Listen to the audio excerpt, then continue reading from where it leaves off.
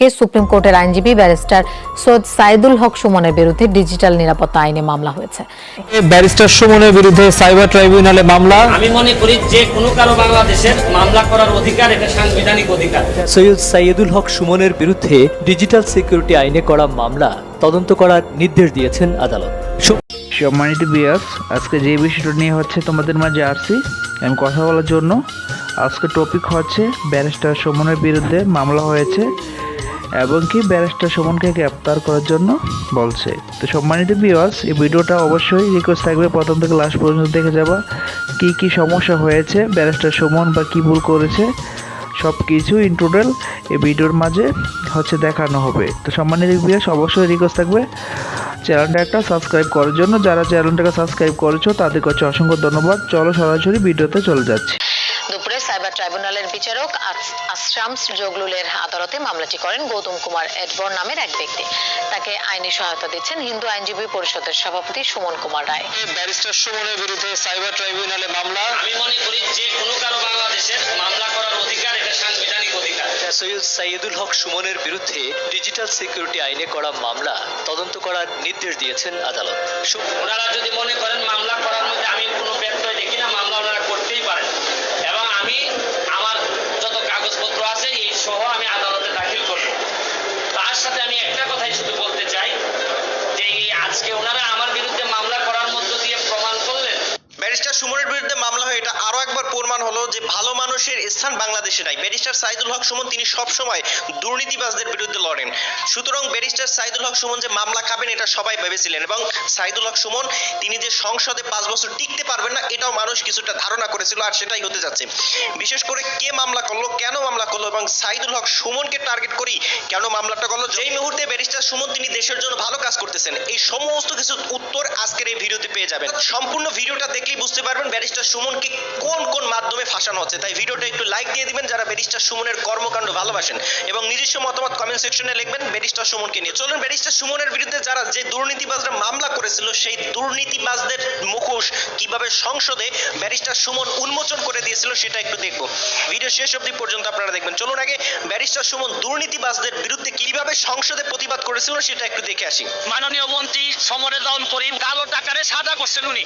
তাও মন্ত্রী হওয়ার আগে 10 তলা একটা বাড়ি আছে ওনার, যেটার নির্মাণ ব্যয় হয়েছে 15 কোটি টাকা। তুপকানা রোডে 2টি অফিস স্পেস, তারপর হচ্ছে গিয়ে জমি হচ্ছে গিয়ে অসংখ্য জমির মালিক, তারপর রাজধানীতে 4% জমিতে একটি বহুতল পাকা বাড়ি যার মূল্য কয়েক কোটি টাকা। আপনার পাইকপাড়ায় কেয়ারি বুরুজ ভবনে একটি ফ্ল্যাট আছে, পিরোজপুরে আছে ওনার, নাজিরপুরে আশেপাশের এলাকায় কোটি টাকার জমি ক্রয় করে জল করি।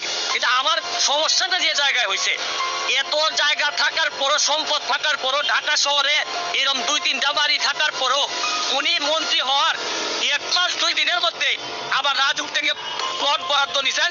তাও আমার কথা হচ্ছে যে কত টাকা লাগে একটা মানুষ। ও প্রাণী সম্পদ মন্ত্রণালয়ের তথ্য অনুযায়ী উনার জন্ম কিন্তু হচ্ছে 1962 সালে। 71 সালে যদি মুক্তিযুদ্ধ হয়ে থাকে তাহলে উনার বয়স হয় মাত্র 9 বছর। 9 বছর বয়সে উনি মুক্তিযোদ্ধা কিভাবে হলেন আমার জানা নাই, কারণ আমার মেয়ের বয়স 9।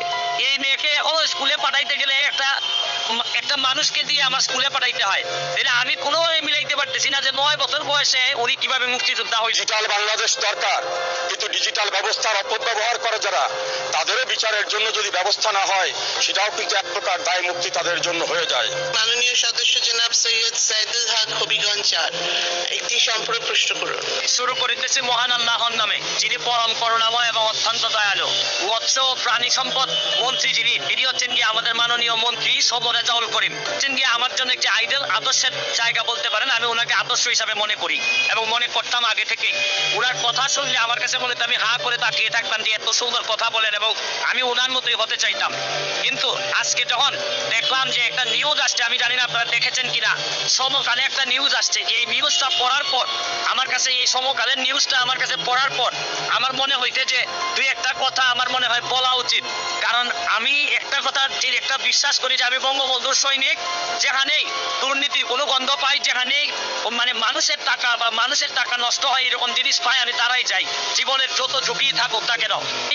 যে এই রিপোর্ট অনুযায়ী দেখলাম এই যে মৎস্য ও প্রাণী সম্পদ মন্ত্রণালয়ের তথ্য অনুযায়ী উনার জন্ম কিন্তু হচ্ছে 1962 সালে। 1962 সালে উনার জন্ম হয়ে থাকলে উনি মুক্তিযোদ্ধা হিসাবে দাবি করতেছেন, উনার সার্টিফিকেট আছে মুক্তিযোদ্ধার এবং উনি 71 সালে যদি মুক্তিযুদ্ধ হয়ে থাকে তাহলে ওনার বয়স হয় মাত্র 9 বছর। 9 বছর বয়সে উনি মুক্তিযোদ্ধা কিভাবে হলেন আমার জানা নাই। তাহলে আমি কোনোভাবে মিলাইতে পারতেছি না যে 9 বছর বয়সে উনি কিভাবে মুক্তিযোদ্ধা হইলেন, এটা আমার কোনোভাবে মিলতেছে না। প্রথম প্রশ্ন। পরের প্রশ্ন হচ্ছে গিয়ে দেখেন, উনি দেখলাম রিপোর্ট অনুযায়ী কালো টাকারে সাদা করছেন উনি, তাও বলতে হওয়ার আগে। আচ্ছা ধরে নিলাম যে ওনার টাকা আছে, অনেক টাকা আছে, উনি স্বনামধন্য আইনজীবী।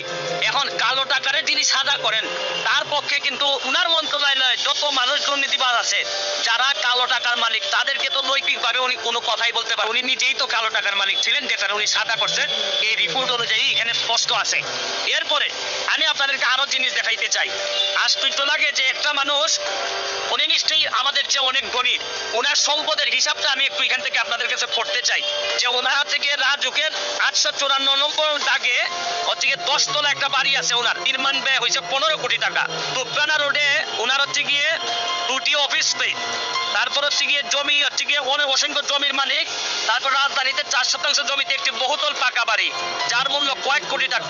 কেয়ারি পুরুষ ভবনে একটি ফ্ল্যাট আছে, পিরোজপুরে আছে ওনার, নাজিরপুর আশেপাশের এলাকায় কোটি টাকার জমি ক্রয় করেছেন সমরেজাউল করিম। যে উনি হয়তো অনেক ধনী হইতে পারেন, ওনার এই জায়গা সম্পত্তি থাকতে পারে।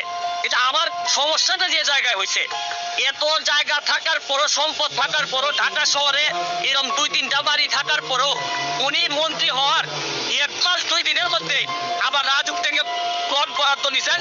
তাও আমার কথা হচ্ছে যে কত টাকা লাগে একটা মানুষের, কত টাকা হইয়ে, মানে এটা তো ঠিক এই বরাদ্দ তো নিবে যারা হচ্ছে গিয়ে ধরেন হয়তো বেআইনি উনি কিছু করেন নাই, কিন্তু এত জায়গা সম্পত্তি থাকার পরে একটা মানুষের আবার এই জায়গা নিতে হয়। এইটা আমার কাছে মনে হয়েছে যে এটা কঠিন বাস্তবতা। আমি এই রিপোর্টটা এখনো বিশ্বাস করতে চাই না, এখনো আমার আইডল। আমি মনে করি উনার যেভাবে উনি কথা বলেন আমি এখনো বিশ্বাস করতে চাই।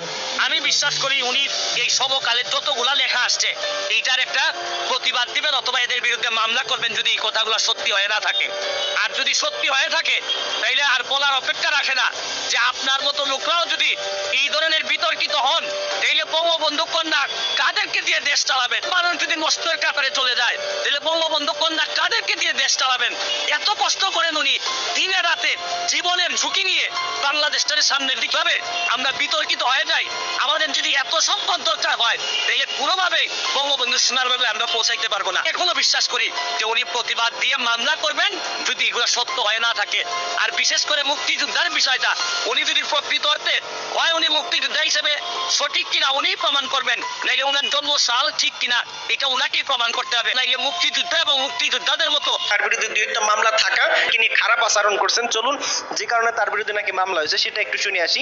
ধর্মীয় অনুভূতিতে আঘাত দেওয়ার অভিযোগে ব্যারিস্টার সুমনের বিরুদ্ধে সাইবার ট্রাইব্যুনালে মামলা। আমি মনে করি যে কোনো কারো বাংলাদেশের মামলা করার অধিকার, এটা সাংবিধানিক অধিকার। যে এই আজকে ওনারা আমার বিরুদ্ধে মামলা করার মধ্য দিয়ে প্রমাণ করলেন যে এই দেশে যারা মাইনরিটি আছেন, হিন্দু, বৌদ্ধ, খ্রিস্টান যারা আছেন, তারা কোনোভাবেই কোনো খারাপ অবস্থায় না। ফেসবুকে হিন্দু ধর্মাবলম্বীদের কটূক্তি করার অভিযোগে সুপ্রিম কোর্টের আইনজীবী ব্যারিস্টার সৈয়দ সাইদুল হক সুমনের বিরুদ্ধে ডিজিটাল নিরাপত্তা আইনে মামলা হয়েছে। দুপুরে সাইবার ট্রাইব্যুনালের বিচারক আশরামস জগলুলের আদালতে মামলাটি করেন গৌতম কুমার এডবর নামের এক ব্যক্তি। তাকে আইনি সহায়তা দিচ্ছেন হিন্দু আইনজীবী পরিষদের সভাপতি সুমন কুমার রায়। মামলার অভিযোগে বলা হয় ফেসবুকে ব্যারিস্টার সুমন হিন্দু ধর্মকে নিকৃষ্ট ও বর্বর ধর্ম বলে মন্তব্য করেছেন। তবে সুমন এ ব্যাপারে আগে থেকেই বলে আসছেন যে আইডি থেকে এমন কথা বলা হয়েছে সেটি ভুয়া। ব্যারিস্টার সুমনের দাবি তার নাম ব্যবহার করে কেউ এটি করছে। মানে শয়তানেও বিশ্বাস করবে না। ব্যারিস্টার সাইদুল হক সুমন তিনি হিন্দু বা বাংলাদেশের মুসলমান বা হিন্দু দেখে যে তিনি কোন রকম মন্দিরের জন্য যতটা ভালো কাজ করেন, মসজিদের জন্য তিনি ততটা ভালো কাজ করেন, এটা আমরা যেটা দেখেছি। সুতরাং এই দিক থেকে ব্যারিস্টার সুমনকে আপনি কোন নজরে দেখেন কমেন্ট সেকশনে লিখে যাবেন। ভালো থাকবেন সবাই। আসসালামু আলাইকুম ওয়া রাহমাতুল্লাহ। সম্মানিত ভিউয়ার্স, তোমরা দেখতেই পারছো মূল ঘটনা কি হয়েছিল। বিশেষ করে তিনি নাকি ধর্মে আঘাত দিয়েছেন, হিন্দু ধর্মতে। তো হচ্ছে যে আমার জানা মতে ব্যারিস্টার সুমন ভালো একজন ব্যক্তি, ভালো একজন লোক বাংলাদেশের জন্য। সে মুসলিম যেমন মসজিদ, মন্দির সব ধর্মেরই সে সুন্দর মতন কাজ করে এবং কি সব ধর্মের রেসপেক্ট জানায়। আগেও বেশ কয়েকটা ভিডিওতে দেখেছি। তো এরকম কেন করতেছে সঠিক জানি না। সম্মানিত ভিউয়ার্স, অবশ্যই তোমরা যদি জেনে থাকো অবশ্যই কমেন্ট বক্সে লিখতে বলবো না। তো আমাদের ব্যারিস্টার সুমন ভাই উনি ভালো একজন মানুষ, পুরো বাংলাদেশের জন্য কাজ করছেন। মুসলমান হোক এবং কি হিন্দু হোক সবার জন্য কাজ করছেন। তো এইগুলা হচ্ছে মানে কাম্য না, যে মামলা দিয়েছেন উনি হচ্ছে কাজটা ঠিক করছেন কিনা তাও সঠিক জানি না। তো অবশ্যই সম্মানিত ভিউয়ার্স, তোমাদের মন্তব্য আবার বলে নিচ্ছি, কমেন্ট বক্সে লিখবা, আর অবশ্যই চ্যানেলটাকে সাবস্ক্রাইব করে পাশে থাকবা।